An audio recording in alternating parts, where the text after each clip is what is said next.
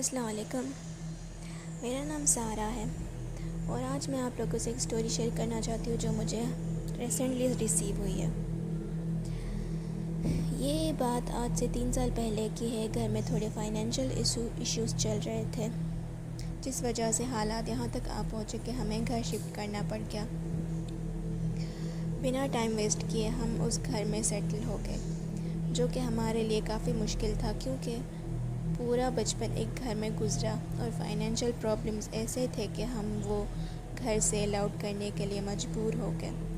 اس گھر میں شروع کے 2 مہینے ہمارے لیے بہت سکون کے تھے، مگر جیسے جیسے وقت گزرتا گیا گھر میں کچھ عجیب و غریب واقعات ہونا شروع ہو گئے۔ واقعات کچھ اس طرح سے شروع ہوئے کہ ہمارے گھر سے شروع میں چیزیں غائب ہو جایا کرتی تھیں، جیسے میری امی کا سونے کا سیٹ تھا جو ان کے جہیز کا تھا۔ ایک دن الماری سے غائب ہو گیا۔ ہم نے کافی ڈھونڈا، پورا گھر چھان مارا، لیکن وہ کہیں نہیں ملا، مگر کچھ عرصے بعد وہ الماری سے ہی ملا۔ لیکن اس بات کو ہم نے جنات وغیرہ پر رکھ کر نہیں سوچا۔ کچھ دن بعد وہ مخلوق جو ہمارے گھر میں تھی اس نے ہمیں تنگ کرنا شروع کیا، جیسے کبھی کسی کی شکل میں نظر آ جانا۔ ایک دن میں اور میرے پیرنٹس ہم گھر پہ تھے۔ میں پڑھ رہا تھا اور میرے پیرنٹس لاؤنج میں ٹی وی دیکھ رہے تھے کہ اچانک میری بہن میرے روم میں آئی۔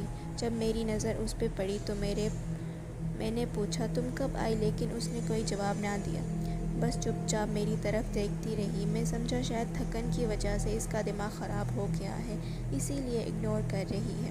میں نے بھی اگنور کیا اور اپنے کام میں مصروف ہو گیا۔ اتنے میں جب میں پڑھائی کر کے فری ہوا تو اپنے پیرنٹس کے پاس گیا اور پوچھا کہ ماں ہم کب آئی، تو میرے پیرنٹس حیران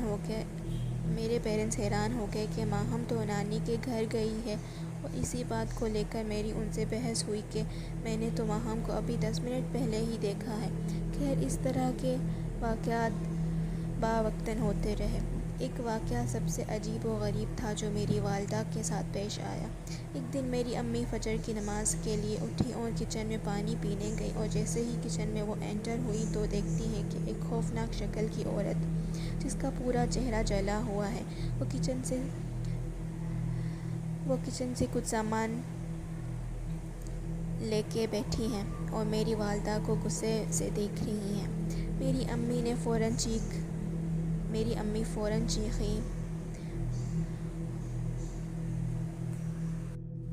تو میری امی نے فوراً چیخیں مارنی شروع کر دی، اور اتنے میں ہی ہم سب گھر والے اٹھ گئے کہ یہ آخر ہوا کیا ہے۔ جب ہم امی کے پاس گئے تو امی ڈر کے لاؤنج میں بیٹھی ہوئی تھیں۔ اگلے ہی دن میرے والد صاحب ایک عالم کو گھر لے کے آئے۔ انہوں نے گھر کا معائنہ کیا اور پورے گھر کا معائنہ تقریباً 20 منٹ تک چلتا رہا۔ وہ مسلسل کچھ پڑھتے رہے۔ ایک پوائنٹ پہ آ کے وہ ایک جگہ رکے اور جگہ ہماری گیلری تھی۔ ہماری گیلری میں موجود ایک چھوٹا سا گملہ رکھا ہوا تھا جو کہ کافی پرانا تھا۔ انہوں نے اس گملے کی طرف اشارہ کیا اور کہا کہ اس میں سے ساری مٹی نکالو، اور ابھی اس گملے کو خالی کرنا شروع کیا تھا کہ کچھ دیر بعد اس میں ایک تعویذ برآمد ہوا۔ اس تعویذ کو جب امام صاحب نے کھول کے دیکھا تو بتایا کہ آپ کے گھر میں کالا جادو کروایا گیا ہے اور اس مخلوق کو آپ پر مسلط کیا گیا ہے، جو کہ آپ کو ڈرا رہی ہے۔ کوشش کریں کہ اس گھر کو جلد سے جلد خالی کر دیں، ورنہ آپ میں سے کسی کو جانی نقصان بھی ہو سکتا ہے۔ اور ساتھ ہی ساتھ یہ بھی بتایا انہوں نے کہ یہ جادو آپ کے ہی کسی خاندان والوں میں سے کسی نے کروایا ہے۔ پھر ہم نے اس گھر کو تبدیل کرنے میں ذرا بھی دیر نہیں کی، لیکن یہ بلیک میجک جو ہم پہ کروایا گیا تھا اس نے آج تک ہماری جان نہیں چھوڑی۔ گھر چھوڑنے کے بعد میرے والد صاحب کی طبیعت خراب ہونا شروع ہو گئی۔ آئے دن راتوں کو ہمیں ہاسپٹل لے کے جانا پڑتا تھا۔ فائنینشیل پرابلمز بڑھتی چلی جا رہی تھیں اور ابو کی طبیعت اب سنبھلنے میں نہیں آ رہی تھی۔ ایک دن رات میں ہم سب سو رہے تھے، اتنے میں سے ایسا لگا کہ ابو مجھے بلا رہے ہیں۔ جب میں ان کے کمرے میں گیا تو وہ منظر کسی قیامت سے کم نہیں تھا، نہ میں وہ منظر کبھی بھول سکتا ہوں۔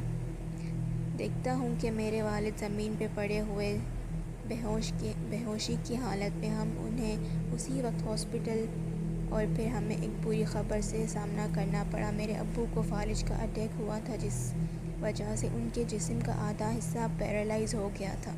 یہ قیامت کے دن جو ختم ہونے کا نام نہیں لے رہے تھے، وہ مہربانی جو کسی خاندان والے کی مہربانی جو کالے جادو کی صورت میں دی گئی تھی، بالآخر اس نے میری والد صاحب کی جان لے لی۔ آج تک سوچتا ہوں کہ لوگ کسی پر بھی بغیر سوچے اپنا ایمان بیچ دیتے ہیں، اور یہ بھی نہیں سوچتے کہ ان پر کیا گزر سکتی ہے۔ ہر دن گھر سے کبھی کوئی تعویذ تو کبھی ہڈیاں، کبھی گوشت کے ٹکڑیاں، کبھی کوئلے گھر سے ملتے۔ دعا ہے کہ اللہ پاک ایسی قیامتوں سے سب کو محفوظ رکھے، آمین۔